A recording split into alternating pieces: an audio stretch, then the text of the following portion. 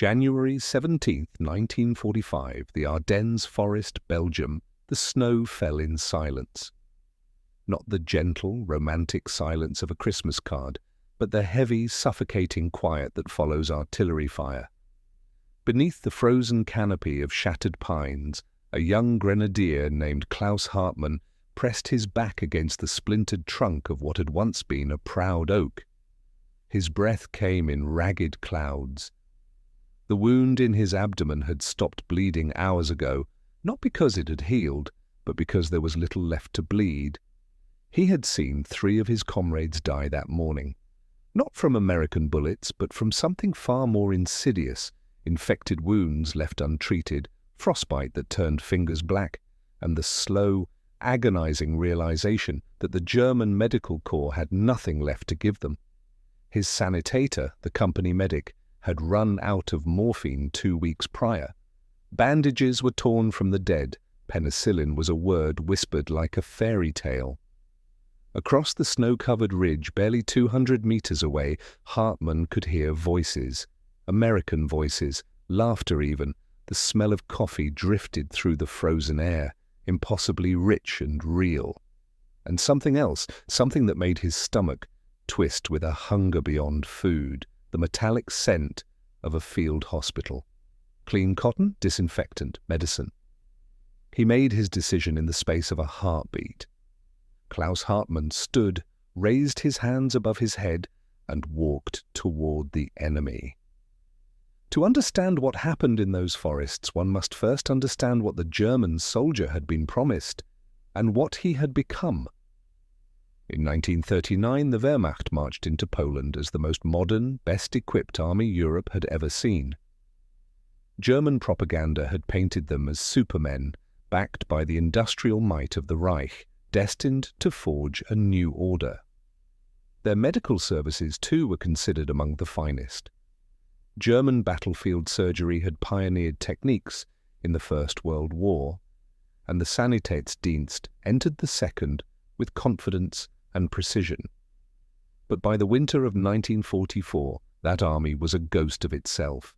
The Eastern Front had devoured entire divisions, supply lines stretched and snapped, medical stockpiles, once plentiful, had been consumed by the endless wounded pouring back from Stalingrad, Kursk, and the grinding retreats across Ukraine and Poland. Penicillin, the miracle drug that had revolutionized combat medicine, was never successfully mass-produced in Germany. Sulfur drugs, the standard German alternative, were in catastrophically short supply. Bandages were reused, amputations were performed without anesthesia. Wounded men were left in frozen barns and cellars, their groans forming a chorus that haunted even the officers who abandoned them. The German soldier in the Ardennes offensive, Hitler's desperate gamble to split the Allied lines, was not the confident Lanzer of 1940. He was hungry, exhausted, and increasingly aware that his leaders had sent him to die with empty promises. And then he encountered the Americans. The contrast was not subtle, it was apocalyptic. When Klaus Hartmann stumbled into the American lines, hands raised, blood crusting his tunic, he expected a bullet, perhaps a brief interrogation, then a shallow grave in the snow. That was what he had been told. The Americans, the propaganda had insisted, were brutal.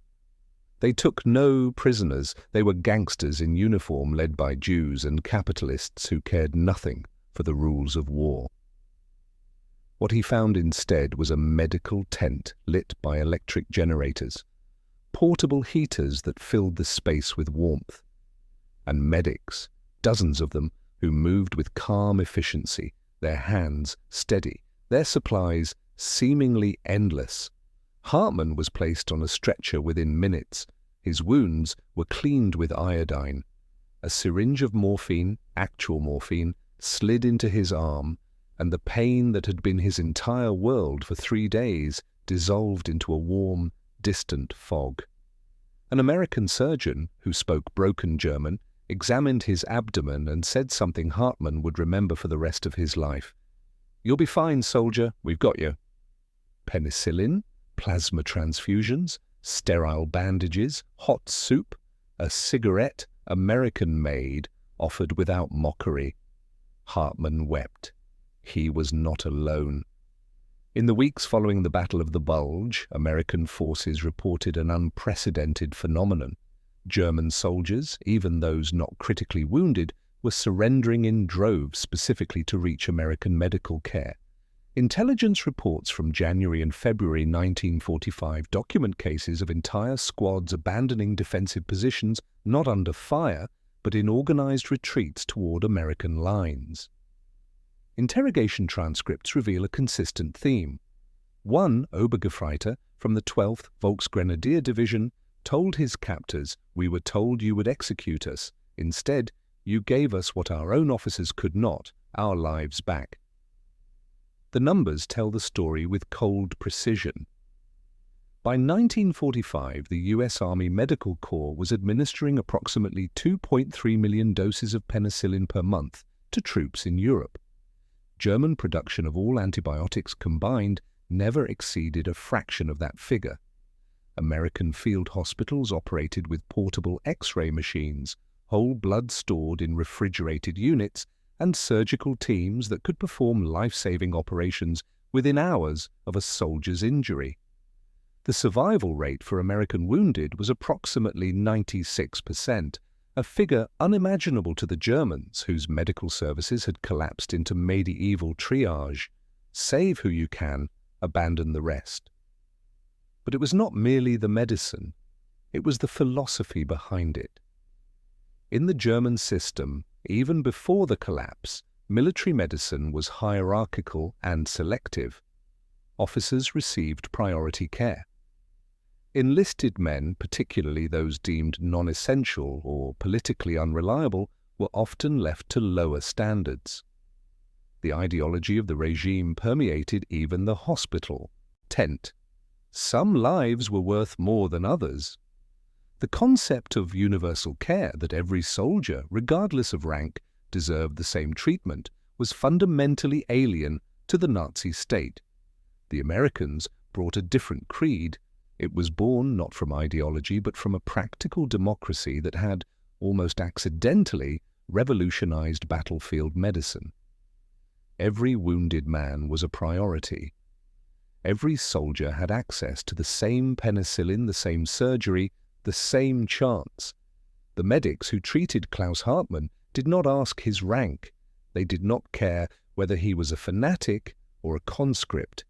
They saw a wounded human being and they acted. This was not sentimentality, it was doctrine. The US military had learned that saving soldiers, all soldiers, was not just humane, but strategically sound. A saved soldier could return to his family, contribute to post-war society, and testify to the values he had fought for. To the Germans, this was incomprehensible and profoundly seductive. The symbolic object of this transformation was not a weapon or a flag, but something far simpler, the morphine cigarette, a small tube like a toothpaste container with a needle attached. American medics carried dozens of them. German medics, by 1945, often carried none. The cigarette became a talisman, a physical manifestation of the divide between the two armies. In prisoner of war camps, German soldiers traded stories about it, the instant relief, the proof that the Americans had so much they could afford to ease even their enemies' pain. Some kept their used cigarettes as souvenirs, tangible evidence of the moment their world inverted. In letters intercepted by Allied intelligence, German POWs wrote home in forbidden detail. One letter, confiscated in March 1945, read, "They gave me a shot and the pain vanished. They fed me soup with real meat. I have not been this warm in 2 years. Heinrich, if you are captured, do not resist. Let them take you. It is not surrender, it is salvation." The Nazi leadership understood the threat. Propaganda Minister Joseph Goebbels issued increasingly frantic directives to suppress stories of American medical treatment. Soldiers were warned that it was a trick, a temporary kindness before inevitable execution. But the lies had lost their power. The men had seen the truth with their own eyes, felt it in their healing bodies.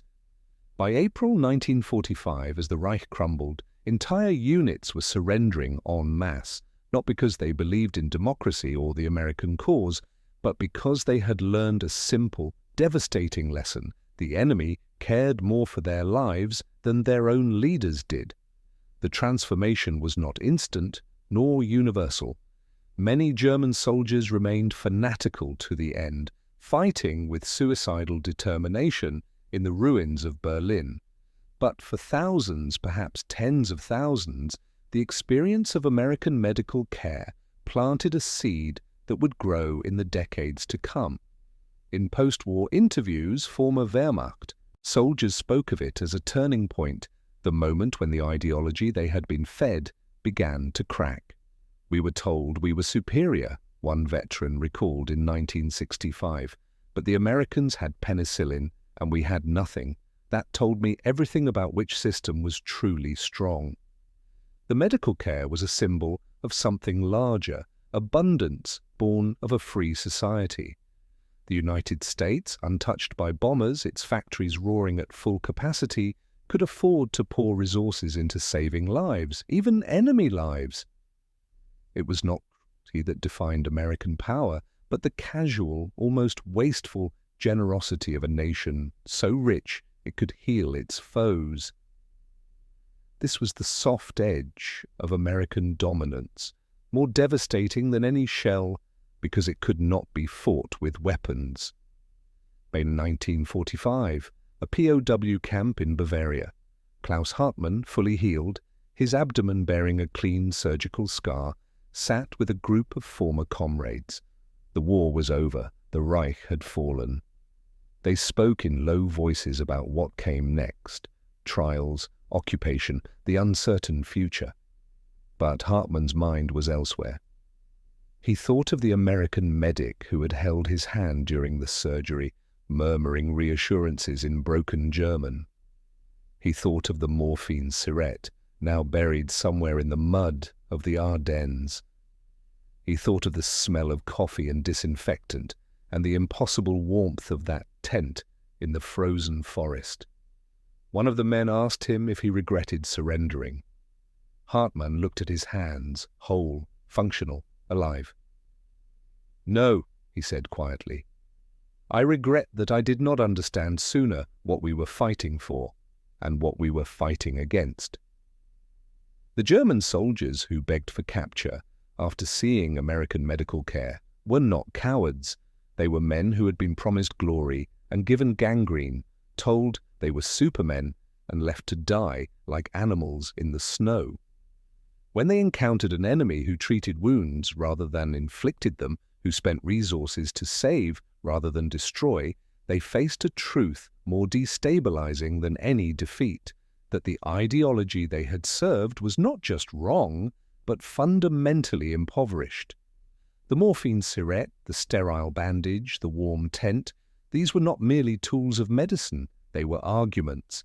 They said without words that a society built on freedom and abundance could afford to be humane.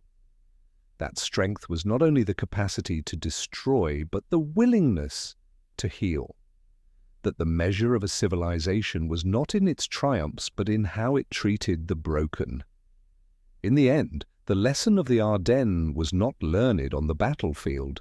It was learned in the field hospital, where enemy became patient and ideology dissolved in the face of simple, undeniable care. The German soldiers who walked toward American lines, hands raised, seeking not mercy but medicine, carried that lesson home. And in the ruins of the Reich, as a new Europe began to rise, that lesson took root. Some wars are won with fire and steel, others are won with penicillin and kindness. The latter leaves scars that never quite heal because they force you to remember that you were saved by those you were taught to hate.